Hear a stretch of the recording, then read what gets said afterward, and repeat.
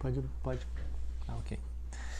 Então, irmãos, nós vamos dar continuidade àquilo que nós estávamos conversando na segunda-feira e na segunda-feira retrasada, que eu repeti na última segunda-feira, né? E vou partir da onde paramos. Só vou relembrar aqui. Nós trabalhamos basicamente 3 textos, né? A gente trabalhou Atos 26, verso 6, onde Paulo fala para o rei Agripa, né, eu estou sendo julgado e condenado por causa da minha esperança na promessa, ou nas promessas, né, feitas aos nossos antepassados. E aí eu expliquei que Paulo pregava Cristo, então esta promessa é corroborada pelo próprio Paulo em Romanos 15, verso 8 e 9, que se refere a Cristo. Ele fala que Cristo veio para cumprimento das promessas aos antepassados, e a partir dessa perspectiva a gente começa a vislumbrar que a promessa tem a ver com o Mashiach, com a vida do Messias, que é Cristo ungido. E eu fiz a seguinte pergunta, então, ok, somos salvos através de Cristo, Cristo é a promessa, como é que as pessoas eram salvas antes de Cristo, né? E aí a expectação de salvação é na fé, na promessa feita por Deus em relação a nós que somos seus filhos. E aí a gente leu a gente leu Hebreus 11, especificamente o verso que focamos foi o 39, onde ele fala que aquela multidão de testemunhas, né? Quando ele está trabalhando lá os vários personagens bíblicos, aquela multidão de testemunhas esperou na promessa, mas alguns não alcançaram. Morreram sem alcançar a promessa, mas isto aconteceu de forma que eles seriam aperfeiçoados por nós que viemos depois, né? E aí eu falei que a partir daí a gente ia continuar. Então, quem não, talvez Pierre, não sei se é alguém, mas acho que todo mundo aqui estava nas últimas, então acho que não vão ter dúvidas em relação ao que eu falei, não. Tendo dúvida, entra no grupo lá, tem um vídeo, só, o que é exatamente isso aqui? Vou me aprofundar, acho que está no vídeo lá, tá ok? Então, continuando, né? Como é que aquela geração era aperfeiçoada através da nossa geração? Essa é uma pergunta interessante de se fazer, né? Por quê? Porque o autor de Hebreus está trabalhando isso. Ele fala, olha, fé é o firme fundamento das coisas que se esperam e a certeza das coisas que você não vê. Então aquelas pessoas tinham um firme fundamento em alguma coisa e esperavam em algo que não viam. E aí ele começa a trabalhar a fé como medida de graça de Deus, e no final ele fala, alguns não alcançaram, mas eles foram aperfeiçoados através da nossa geração. Vocês concordam que tem uma passagem nas Escrituras que diz que nós somos mais bem-aventurados do que aquela geração, porque vendo eles não creram, mas nós não vendo nós cremos? Se fé é a medida na crença, naquilo que você não vê, na esperança da promessa, o nosso exercício de fé é maior do que o deles. E aí, por conta disso, na vinda de Cristo, a medida plena de fé se cumpriu. Então, quando ele fala assim, ó, nós somos mais bem-aventurados, não é nós, é nós, a geração pós-Cristo. Na geração pós-Cristo se cumpre tudo aquilo que era apenas a expectação de promessa na geração pré-Cristo. Mas se eu estou falando de promessa, que promessa é essa? Aí vamos lá. Para a gente começar a trabalhar a promessa, eu falei que a gente ia trabalhar 3 aspectos que estão interligados: promessa, vontade e identidade. Eu até esqueci de falar para o Celino. O Celino vai mudar o título do vídeo anterior para esse daí: promessa, vontade e identidade. Na verdade, é promessa de Deus, vontade de Deus e identidade do homem. A gente vai começar a olhar lá para trás. Eu estava até meditando nessa... Eu estou meditando nessa palavra há mais de 3 semanas, já falei isso. Mas eu estava meditando de novo hoje. Falei, cara, eu não vou conseguir falar. Eu falei que uns 6, 7 encontros, talvez 8. Cara, não vai ser nem, vai ser um pouco mais que isso. Porque hoje eu pensei que eu conseguiria chegar até talvez 2 Samuel capítulo 7, que é um outro texto que a gente vai trabalhar. Não vou chegar lá. A gente vai trabalhar a partir de hoje. Gênesis 1, Gênesis 3, Gênesis 1, Gênesis 2, Gênesis 12, 2 Samuel capítulo 7 e Ezequiel 36. Tá ok? Mas hoje a gente vai ficar em Gênesis. Então, se vocês quiserem me acompanhar, abram Gênesis. Por que a gente vai começar por Gênesis, pessoal? Porque aqui a gente vai enxergar as primeiras manifestações da vontade de Deus. E em Gênesis 2, a gente vai enxergar o raiar da promessa, primeiro raiar da promessa. Então, vontade e promessa, eles têm o seu Gênese em Gênesis. Gênesis 1, eu poderia começar lá para frente, lá no verso 28, se não me engano, mas deixa eu fazer uma pergunta. A gente começar a entender algumas coisas aqui e a minha mamãe assiste esses vídeos e ela compartilha com o pessoal lá com ela. Então, assim, muitas pessoas assistem esses vídeos que talvez não tenham um nível de compreensão de algumas coisas que nós falamos aqui. Então eu falo não só para vocês, eu falo pensando em alcançar outras pessoas também. Na criação, qual foi a primeira coisa que foi criada? Eu já falei isso aqui algumas vezes, mas... É só ler aí, Gênesis 1. Os céus. Alguém, quem dá mais? Os céus. Quem dá mais? Céu e a terra. Quem dá mais? Antes dos céus e a terra tem o quê? Eternidade. Um vazio. Eternidade. Qual é a diferença de eternidade com infinitude? É a mesma coisa. Não necessariamente. Eternidade não tem princípio, não tem fim. Infinito tem um início. É isso. O conceito filosófico da coisa é esse. Mas vamos lá. Qual é a primeira palavra? Qual é a primeira... Em português, né? Mas em hebraico é uma palavra. Mas qual é a primeira sentença que aparece em Gênesis 1? No princípio. Vamos começar a gente trabalhar certos conceitos que, na verdade, não são tão relevantes porque eu quero explicar, que é a questão da promessa e da vontade. Mas, aproveitando que eu estou passando por esse texto, eu vou lançando algumas coisas, né? Deus é um Deus temporal ou atemporal? Atemporal. Por que é um Deus atemporal? Porque o quê? Não é orquestrado pelo tempo. Ele não está sujeito ao tempo. Aquilo que é temporal, material e finito, ele só pode ter sido formado por algo atemporal, imaterial e eterno. Porque o finito não gera do nada o eterno. O temporal não gera do nada algo temporal. Você tem que estar fora disso para gerar isto. Isso é um preceito teológico, filosófico básico. Então Deus é um Deus atemporal. Então a primeira coisa que ele teve que formar foi o tempo. Um princípio, ele iniciou as coisas. O princípio é a primeira criação de Deus. Então ele trouxe tudo à existência e a partir dali começou a criar coisas.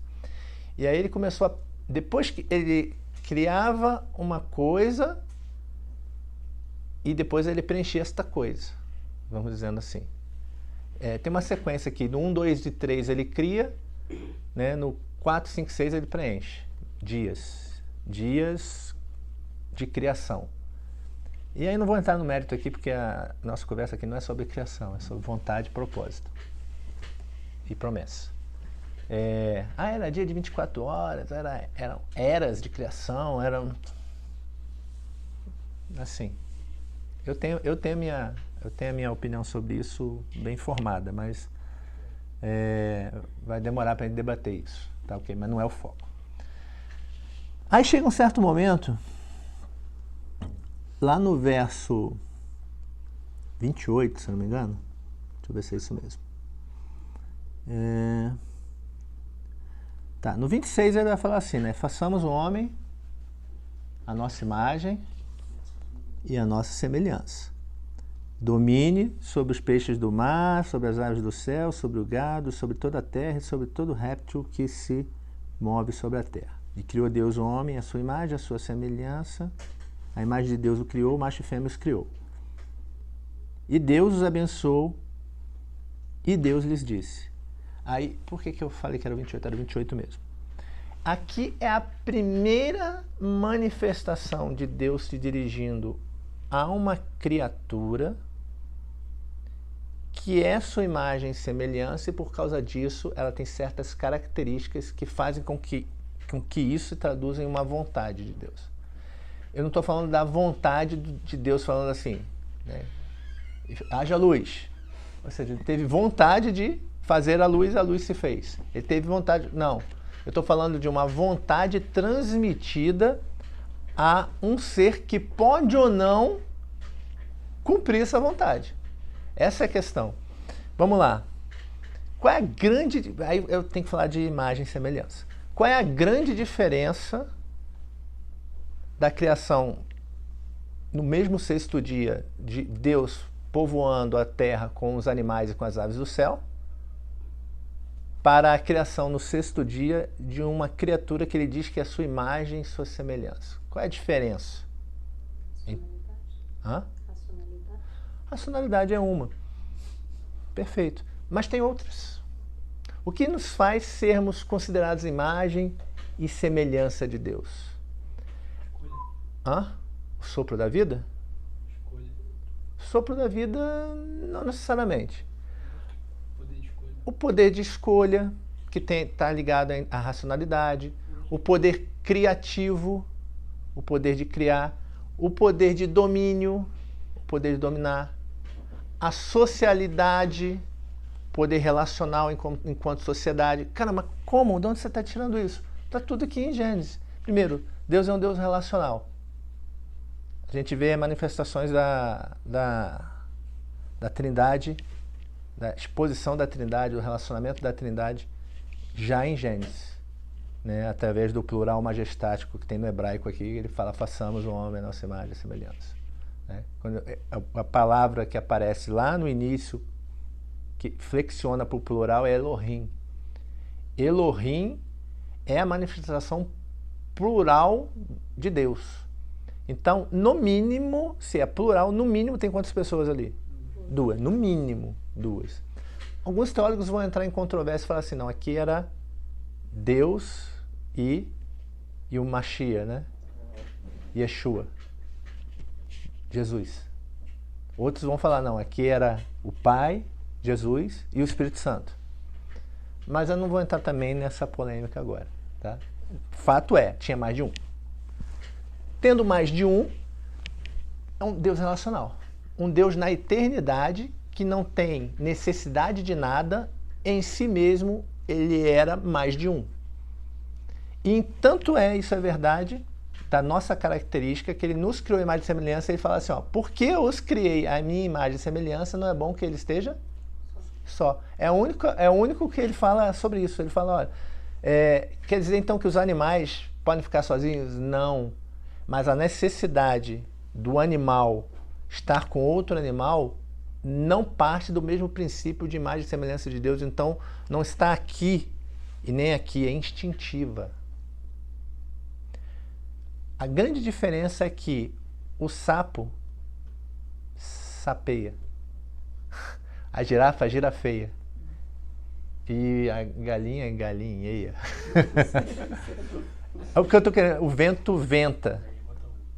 O vento venta. o sol ilumina e queima. Ou seja, cada coisa criada, ela tem uma função específica que ela não foge daquilo. Não vai acordar um dia uma formiga e falar assim, pô, hoje eu não quero ser operária. Ah, eu acho que essa rainha é opressora, eu quero ser rainha agora. Entendeu? Formiga, ela nasceu, a operária nasceu operária e vai viver operária e será feliz sendo operária, vamos dizer assim. O animal, ele é o que é por uma característica traçada e determinada por Deus, que vai aparecer aqui antes, quando ele fala assim, ó, multiplicai-vos, enchei a terra. Deus fala isso para as aves do céu, ele fala isso para os animais na terra, ele fala isso para os animais aquáticos, né? Os peixes. Ele fala assim, ó, multiplicai, enchei os mares, enchei as águas, povoai o céu, enchei a terra. Ou seja, faça o que você tem que fazer. Quando ele fala das plantas, a mesma coisa. Ele fala assim, ó, se multipliquem conforme a sua espécie. Ele está falando assim, ó, tudo que eu criei tem uma função que já está implantada no seu código genético, vamos dizer assim, para ele ser o que ele é. Para o homem, ele já começa a tratar diferente. Ele fala assim, o homem, ele tem um potencial que os outros criaturas não têm. Por quê? Porque ele é a imagem e semelhança de Deus. Então, arte. Animal faz arte. Tem mais arte doida aí. Já vi, já. Porca pintando. Ele tem aquela... Não naturalmente. Não. A mesma porca pintando. Ah, é uma porca. Eu vi uma porca que pinta. Pessoal, olha só. O animal, ele não tem isso, ele não tem a capacidade de abstrair que o homem tem. Dele olhar um quadro e se emocionar com um quadro. Dele ouvir uma canção e ele chorar com a canção. Arte, a capacidade de fazer arte, tem a ver com a imagem e semelhança de Deus, por exemplo. A capacidade de se relacionar e crescer no relacionamento. A capacidade de crescer em sociedade. Isso vem do homem. A gente passa conhecimento de geração a geração. Ou seja, as nossas gerações, elas se potencializam. Isso não acontece com o animal. O que o animal aprendeu ao longo da vida, morre com ele ali. Ele não passa adiante. O que é passado adiante é instinto genético. Então, tudo isso está digamos, no princípio de nós sermos imagem e semelhança de Deus. Aí Deus olha para essa criatura, que é imagem e semelhança dele, e ele fala assim, olha, é o 28, né? Frutificai, multiplicai-vos, enchei a terra e sujeitai-a, dominai sobre os peixes do mar, sobre as aves dos céus e sobre todo animal que se move sobre a terra. Eis que vos tenho dado, ele continua, eis que vos tenho dado toda a erva que dá semente, que está sobre a face de toda a terra, e toda árvore em que há fruto da árvore que dá semente, ser-vos-ão para mantimento. E a todo animal da terra, e a toda ave do céu, e todo réptil da terra em que há alma vivente, toda erva verde lhe será também para mantimento. E assim foi, viu Deus tudo quanto tinha feito, e eis que era muito bom, foi tarde de manhã o sexto dia. Então aí Deus aí começa a falar assim, olha, um dos propósitos que eu tenho para você, homem, humanidade, né, é domínio. Domínio. Outro propósito que eu tenho para você, humanidade, crescimento, multiplicação, crescimento. Outro propósito que eu tenho para você, humanidade, aí vai lá no 2. O verso...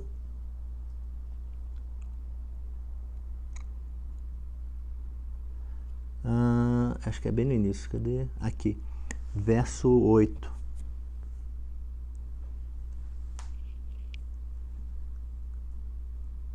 Verso 8? Não, 8 não.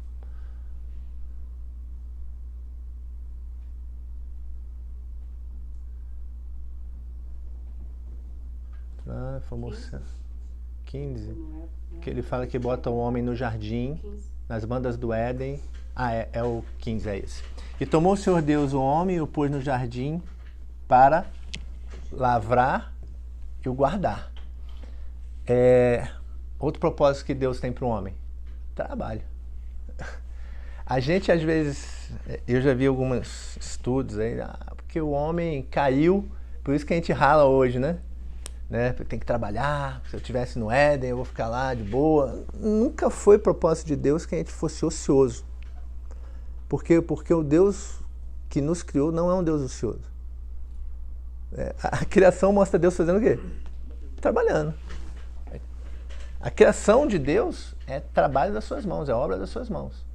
Então ele fala assim, para você que é a minha imagem e semelhança, você vai crescer, você vai ser edificado. Através do quê? Do trabalho. Então, a gente pensa que trabalhar, o que não quer dizer que não vai chegar a um certo ponto que ele vai falar assim, olha, agora eu vou fazer crescer cardos e espinhos sobre a terra. Então, você que antes trabalhava e colhia, agora vai ser mais ralado. Por quê? Porque a terra e a criação como um todo, toda a criação universal, ela foi contaminada pelo quê? Pelo pecado. Então, a gente rala mais do que deveria, mas isso não indignifica, vamos dizer assim, não faz perder a dignidade do trabalho. Quando a gente faz aquela pergunta, né, caramba, o que Deus tem para mim? Qual é a vontade de Deus para minha vida, né? Que eu acabei falando um pouquinho disso semana passada, né? A gente começa a raciocinar, poxa, deixa eu ver que dons, que talentos Deus me deu para eu saber, com base nesses talentos, o caminho que Ele está me fazendo trilhar, que corrobora os talentos que Ele me deu. Por quê? Para que eu possa multiplicar esses talentos, certo? Quando você encontra isso, pessoal, aí é uma coisa que eu não falei semana passada e vou falar agora porque tem a ver com esse contexto, né? Não sou feliz com o meu trabalho. Talvez você precise pensar assim, o meu trabalho, ele potencializa os meus dons? Ou ele nega os meus dons? Como é que você vai fazer para ser feliz? Vou botar entre aspas aqui, né? O feliz, e estou falando que estou botando entre aspas, porque vai que alguém ouve o áudio, mas não está vendo o vídeo sendo gravado. Estou falando feliz entre aspas. Mas cara, Deus quer que eu seja feliz. Deus não quer que você seja feliz, no sentido de este é o plano máximo de Deus. Deus quer que você seja feliz no sentido de, Deus te ama e Ele quer a sua felicidade. Mas o conceito de felicidade para você tem que ser o conceito de felicidade de Deus. É essa felicidade que Deus quer para você, né? Que a gente vai ver lá em 1 João, que aponta para a vida eterna. Então, às vezes Deus vai te colocar, Ele vai te dar um talento e vai te colocar num caminho que é árduo, que é duro. Mas Ele forjou você para que você vá nesse caminho, por quê? Porque Ele já te deu as ferramentas necessárias para você conseguir, digamos, sobreviver a esse caminho que você vai trilhar. Se o Arcelino quiser trilhar o caminho que Deus fez e forjou para mim, grande chance do Arcelino morrer no caminho. Por quê? Porque Deus me equipou com o necessário para eu trilhar o caminho, não equipou o Arcelino. Aí eu não vou no braço, vou na força do meu braço. E aí a gente vai ver lá na frente, questão de identidade, aparece muito isso na história de Jacó. Quem é você? Se você entende a vontade de Deus, as promessas de Deus, aí o terceiro passo é quem sou eu. E aí você começa a se identificar. Poxa, eu sou Jacó, eu sou Esaú, eu sou Israel. Já lancei um spoiler aí mais pra frente, mas meditem nisso. A gente vai conversar sobre isso mais profundamente. Mas Deus te deu as ferramentas. Se Ele te deu as ferramentas, Ele quer que você use essas ferramentas. E a maneira de você se sentir satisfeito, você pode ter um caminho difícil. Imaginem um caminho de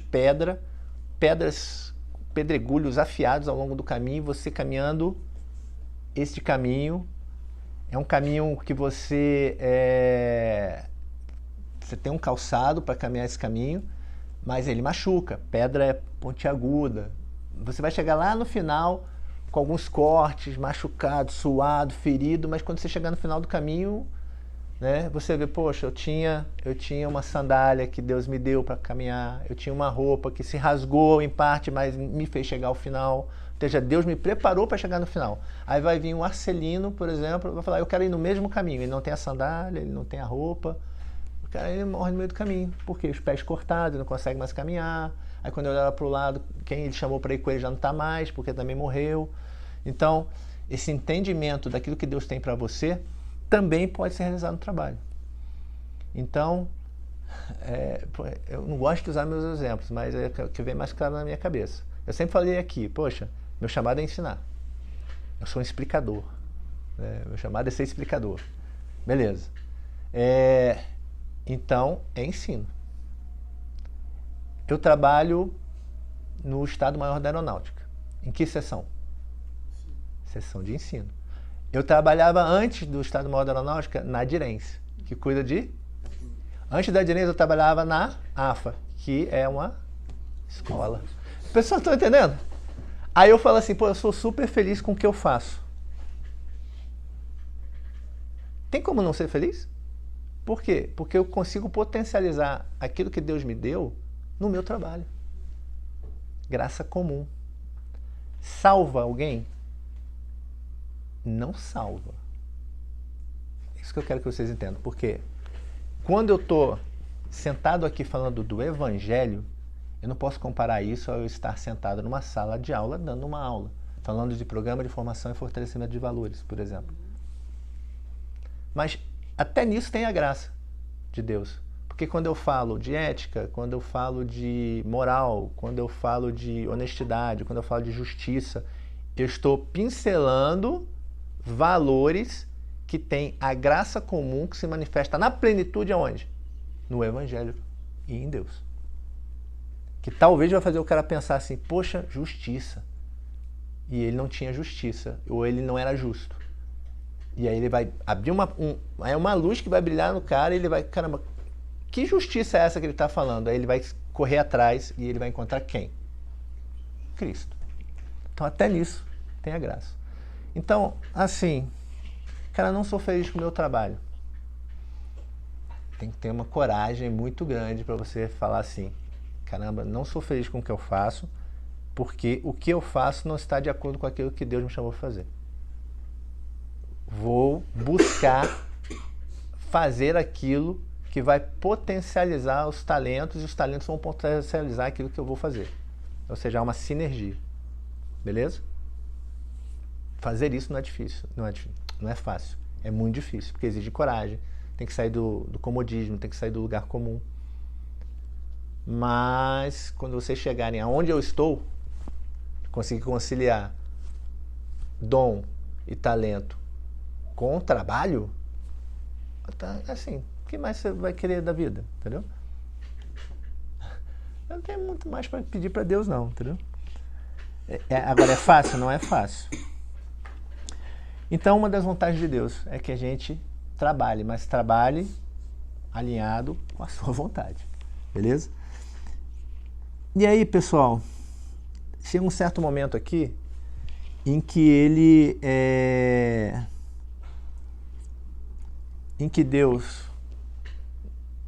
fala que realmente precisa de uma adjutora, alguém que seja semelhante ao homem.